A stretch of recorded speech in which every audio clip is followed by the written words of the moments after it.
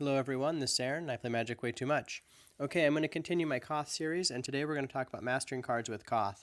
It's really easy to master cards with him, so I'm going to show you how I do it, and then hopefully you can do the same. These are the cards that I would kind of have on my radar for mastering Koth. I like to make a 3 or 4 card combination, and then add any cards after that 3 or 4 card combination, and then you can win any battle. In the heroic section of the story mode. So I'm going to show you the first 3 cards that I really like. Inner Struggle, we've seen these cards before, I don't need to describe them, but works out really good. Volcanic Rambler, mix up all the gems on the board so you have red matches. Scour from Existence is just a nice kill creature deck. If you have those 3, you're done. You don't need to worry about it. If you don't, think of things like Lightning Axe, which I'm going to not use. Think of Devour and Flames, which is pretty good. Most things have 6 damage, though, in this deck that we're going to fight against. This is okay because it has 6. It's a rare. I understand if you don't have it. And this is just okay if you're really in a pinch. So we're back to our 3 cards. And then when you're mastering cards, this is some of the basics. But obviously, do your mythics first. They take 14 to do. They take 14 battles. Then master your rares. I think they take 7 to do.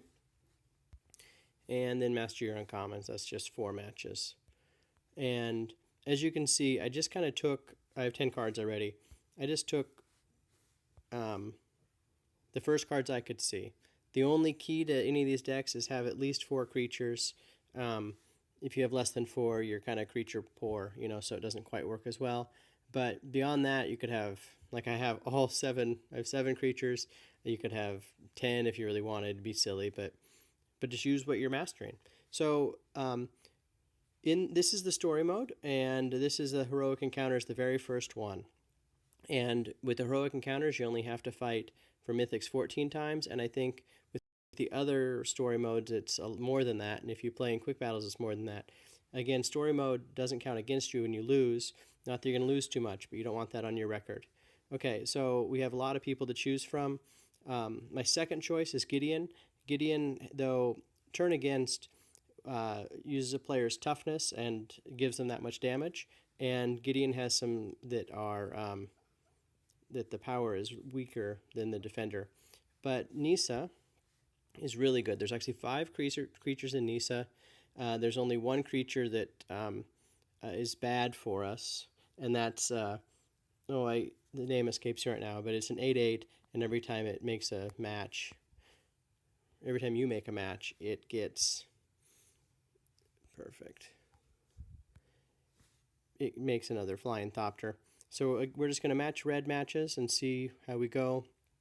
I'm going to talk mainly about these 3 cards that are in my deck.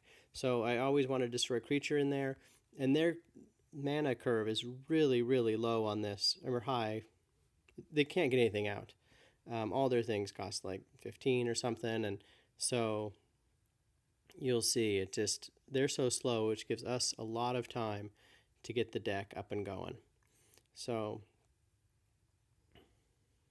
it's like right there, nothing. So this creature, I spent 19, and now it'll be a 14/14. I'm going to get 1 Scour from Existence ready. I'm going to play that. I'm just going to dump these cards. And I'll just kind of keep making random matches. Red first, and then going from there. Also, I have a feeling they're going to cast this 7/7 that can't attack. It's always, well, actually, this is the one that could get you in trouble, and there's the 7/7. So I think in the first 2 cards, they always have this 7/7, this mage. And I like it because they only can attack if they match 5 or more gems, which isn't very often. And this is the one that kind of gets us in trouble. When they match 3 gems, they get a 1/1 Flying Thopter, which isn't a big deal because we have 2 of these kill cards. So we're looking for red matches, and that'll get us a red match next time, hopefully. And I'm not too worried about it. We'll just do 2 kill creatures. And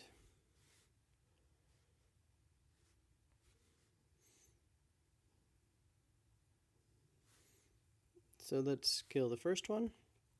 And then they're going to get an 8/8, and I already have enough to kill the next one. So not a big deal. This is a really, that's the as hard as the deck gets right there.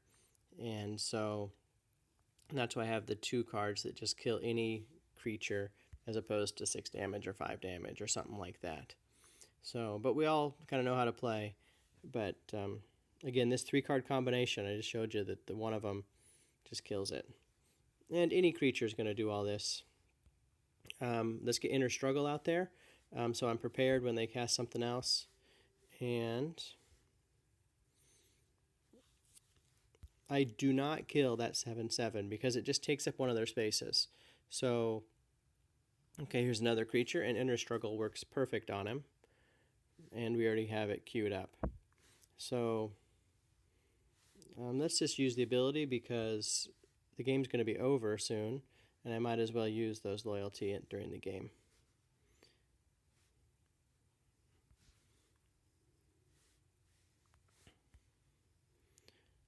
Yeah, and with this 14/14, it's going to be over in 4 turns. Well, 3 more turns. So if I can get at 1 more creature, I can ensure that happens. Well, and here's another, there's another send a creature back to his hand card. And that is okay. But I don't even think I'm going to need it.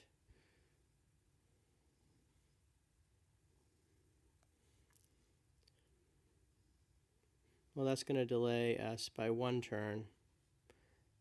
That's not a big deal.